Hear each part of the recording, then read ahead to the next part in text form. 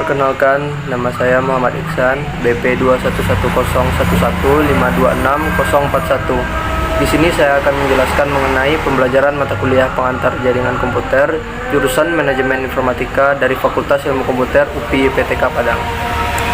Baik, materi yang akan saya bawakan pada kali ini adalah mengenai model OSI atau bisa juga disebut OSI layer. Di sini ada 3 poin yang ingin saya sampaikan. Yang pertama adalah pengertian OSI itu sendiri. OSI atau Open System Interconnection yang diciptakan dari sebuah kerangka yang bersifat konseptual, namun saat ini telah berkembang dan menjadi sebuah standarisasi khusus berkaitan dengan koneksi komputer. Tujuan dari pembuatan OSI layer adalah menjadi model rujukan bagi setiap vendor atau developer sehingga produk atau perangkat lunak yang dibuat memiliki sifat interpolate, yang berarti user dapat melakukan kerjasama dengan produk atau sistem tanpa perlu melakukan penanganan secara khusus atau spesial. Pengembangan konsep lapisan OSI sebenarnya ditujukan untuk memungkinkan pembuat PC, jaringan, dan pengembang perangkat lunak guna membuat produk yang dapat mereka sambungkan tanpa adanya usaha tambahan. Dalam prosesnya, pembuat PC dan pengembang jaringan internet tidak mempraktikkan protokol model tingkat OSI secara default. Alasannya adalah tidak semua proses komunikasi memerlukan langkah lapisan OSI karena protokol yang lebih sederhana dapat digunakan.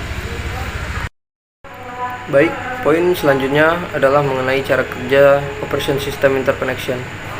Cara kerja dari OSI layer adalah tahapan di saat kita mengirim surat agar surat sampai kepada penerima dengan baik dan tepat. Maka harus melewati berbagai tahapan pengiriman sesuai dengan prosedur yang telah ditetapkan sebelumnya. Ini juga berlaku juga terhadap cara kerja OSI. Pertama, application layer akan mengirimkan data dari pengguna ke perangkat komputer penerima data. Kedua, pada presentation layer terjadi konversi email menjadi sebuah format jaringan. Ketiga, pada session layer akan membentuk sesi perjalanan data hingga seluruh proses pengiriman data selesai dilaksanakan. Keempat, di dalam transport layer, pengirim melakukan pemecahan data, kemudian data tersebut dikumpulkan pada transport layer penerima. Kelima, network layer membuat alamat sehingga dapat menuntut dan mengarahkan data pada tujuan yang benar. Selanjutnya, pada data link layer akan terbentuk dalam bentuk frame serta alamat fisiknya. Serta pada lapisan utama, tepatnya physical layer, data akan dikirim melalui medium perantaranya seperti jaringan menuju lapisan transport penerima. Terakhir, alur proses akan berbalik dari physical layer menuju application layer. Nantinya akan mengarah pada jaringan komputer penerima. Selanjutnya adalah poin terakhir, yaitu layer-layer yang ada pada model OSI dan beserta fungsinya. 1. Application layer atau layer yang lapisan ke-7. Application layer adalah lapisan yang menjadi pusat atau center terjadinya suatu interaksi antara pengguna atau end user dengan aplikasi yang bekerja menggunakan fungsionalitas sebuah jaringan. Selain itu juga mempunyai fungsi untuk melakukan konfigurasi mengenai bagaimana cara aplikasi dapat bekerja menggunakan resource jaringan. Yang kedua, presentation layer atau lapisan ke-6. Lapisan yang ke-6 adalah presentation layer, di mana mempunyai fungsi untuk mentranslasikan format data yang akan ditransmisikan oleh aplikasi melalui jaringan ke dalam format yang dapat ditransmisikan oleh sebuah jaringan. Yang ketiga, session layer, lapisan kelima. Session layer merupakan lapisan yang berfungsi untuk mendefinisikan bagaimana sebuah koneksi dapat dibuat, dikelola, dan dikembangkan. Yang keempat adalah transport layer.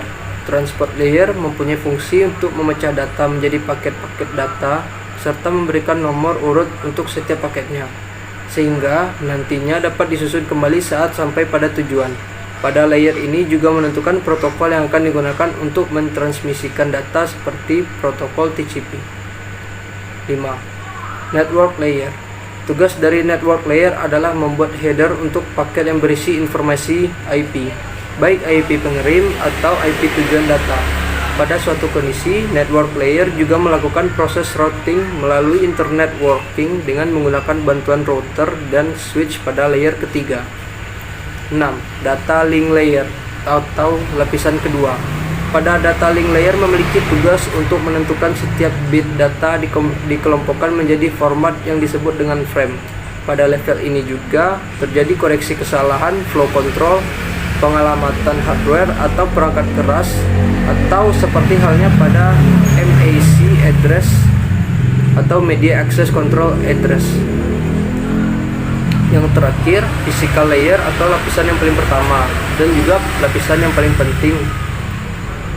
Fungsinya adalah untuk mendefinisikan media transmisi jaringan, sinkronisasi bit, metode